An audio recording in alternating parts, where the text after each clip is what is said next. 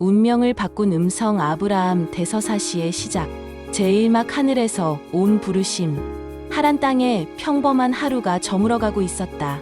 75세의 노인 아브람은 자신의 삶이 이미 정해진 궤도 위를 달리고 있다고 생각했다.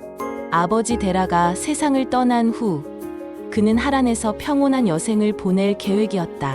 그런데 그때 천지를 진동시키는 음성이 들려왔다. 절대적 명령 떠나라. 너는 너의 고향과 친척과 아버지의 집을 떠나라. 이는 단순한 제안이 아니었다. 이는 인생 전체를 뒤바꿀 절대 명령이었다. 고향을 떠나라. 태어나고 자란 추억이 깃든 그 땅을. 친척을 떠나라.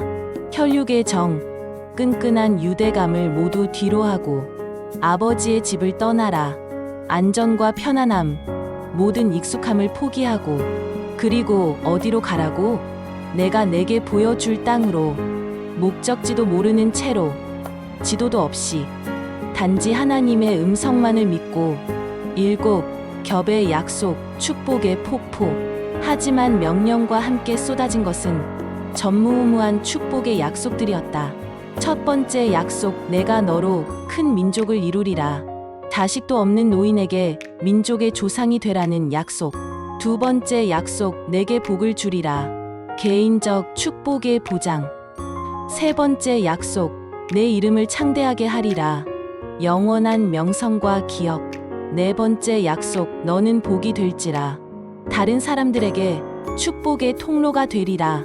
다섯 번째 약속, 너를 축복하는 자에게는 내가 복을 내리리라. 보호와 지지의 보장.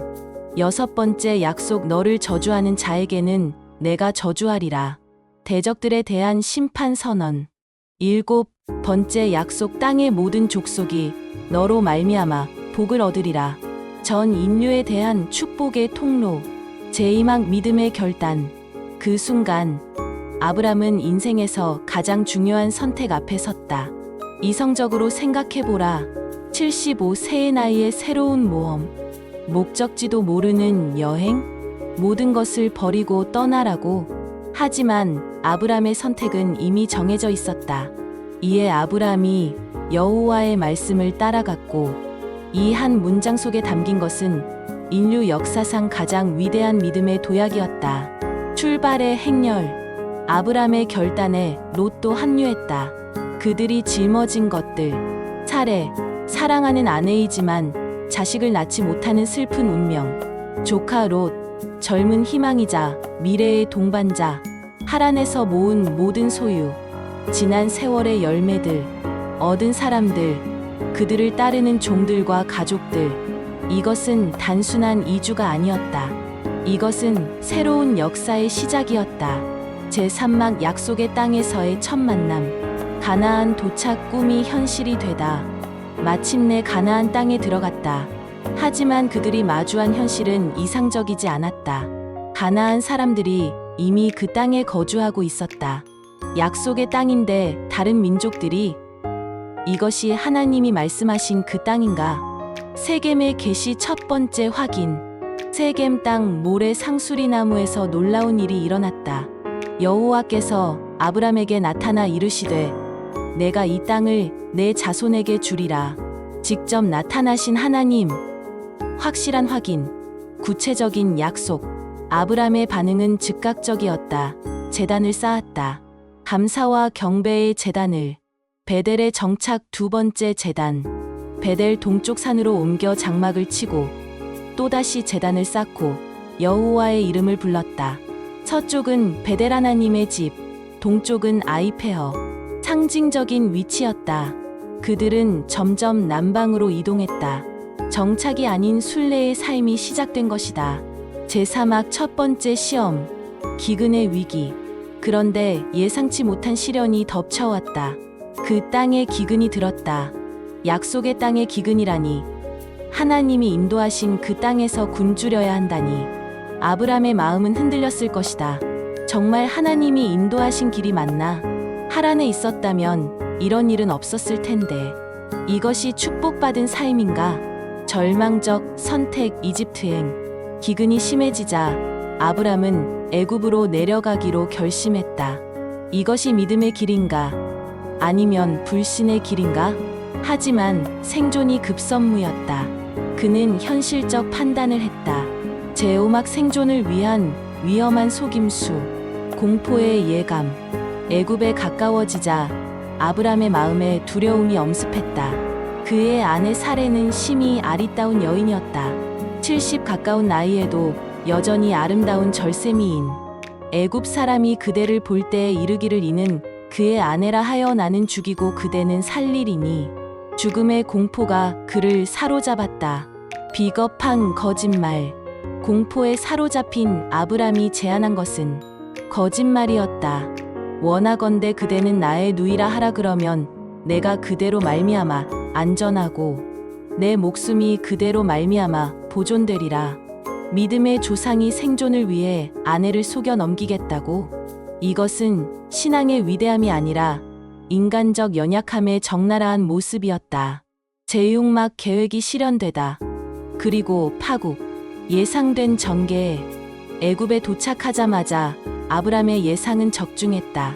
애굽 사람들이 사레의 아름다움에 놀랐고 바로의 고관들까지 나서서 칭찬했다. 결과는 사레가 바로의 궁으로 끌려가 버렸다. 씁쓸한 대가. 아브람은 사레 때문에 후대를 받았다. 양과 소, 노비들, 암수 나귀들, 낙타들. 그가 원했던 안전과 부는 얻었다. 하지만 그 대가는 아내를 잃는 것이었다. 이것이 정말 그가 원했던 축복인가? 제7막 하나님의 개입과 구원. 그런데 아브람이 포기했을 때 하나님이 움직이셨다. 여호와께서 아브람의 아내 사레의 일로 바로와 그 집에 큰 재앙을 내리신지라. 하나님의 직접 개입. 바로의 궁전에 무서운 재앙들이 쏟아졌다. 진실의 폭로. 바로는 재앙의 원인을 깨달았다. 그리고 분노에 찬 질책이 터져나왔다. 내가 어찌하여 나에게 이렇게 행하였느냐? 내가 어찌하여 그를 내 아내라고 내게 말하지 아니하였느냐? 이방인 바로가 믿음의 조상 아브람을 질책하는 아이러니. 쫓겨나는 축복. 내 아내가 여기 있으니 이제 데려가라. 바로는 아브람과 사레 그리고 그들의 모든 소유를 급히 내보냈다. 아브람은 이집트에서 쫓겨났지만 아내를 되찾았고 재물도 그대로 가져갔다. 대종막 실패 속에서 드러난 인예. 인간의 연약함과 하나님의 신실함. 이 사건이 보여준 것은 무엇인가? 아브람의 모습. 두려움에 떨며 거짓말하는 연약한 인간. 아내를 희생시켜서라도 자신의 안전을 추구하는 이기적 인간. 하나님을 의지하기보다 자신의 꾀를 부리는 불완전한 믿음. 하나님의 모습. 아브람이 실패해도 포기하지 않으시는 신실함. 약속하신 복을 철회하지 않으시는 변함없는 사랑. 직접 개입하여 구원하시는 능력. 교훈. 완벽한 믿음이 아닌 신실한 하나님. 아브람은 완벽한 믿음의 영웅이 아니었다. 그는 우리와 같이 두려워하고 실수하고 때로는 비겁한 선택을 하는 평범한 인간이었다. 하지만 하나님의 선택과 약속은 인간의 실패보다 강했다. 이것이 바로 은혜다. 우리의 완벽함 때문이 아니라 하나님의 신실함 때문에 주어지는 복. 아브람의 이집트 여행은 실패작처럼 보였다. 하지만 그것은 더 큰 믿음으로 가는 과정이었다. 인간의 계획은 불완전하지만 하나님의 계획은 완전하다. 이것이 믿음의 조상 아브라함 이야기의 진정한 시작이었다.